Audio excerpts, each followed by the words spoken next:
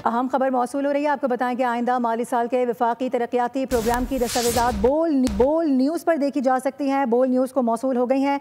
वफाकी तरक्याती प्रोग्राम का हजम 1000 अरब रुपए मुख्तस किया गया है। कौन कौन से मनसूबों पर क्या कुछ होने जा रहा है, बात करेंगे। उमर हयात खान हमें ज्वाइन कर रहे हैं। उमर, बताइएगा।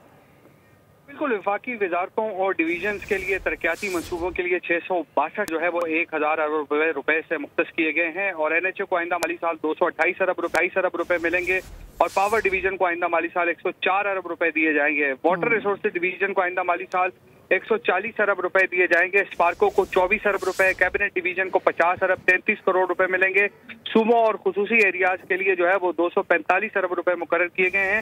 सूबाई नौइयत के मनसूबों पर 93 अरब 44 करोड़ रुपए खर्च किए जाएंगे। इंजमाम शुदा अजला के लिए 70 अरब रुपए से जायद मुख्तस किए जाने की तजवीज़ है। आज़ाद जम्मू कश्मीर और गिलगित बल्तिस्तान के लिए 82 अरब रुपए मुख्तस किए जाने की तजवीज़ है। फेडरल एजुकेशन और प्रोफेशनल ट्रेनिंग के लिए 19 अरब, डिफेंस डिवीजन के लिए 11 अरब मुख्तस करने की तजवीज़ है। हायर एजुकेशन कमीशन के लिए 42 अरब रुपए तरक्याती फंड्स के लिए मुख्तस करने की तजवीज़ है।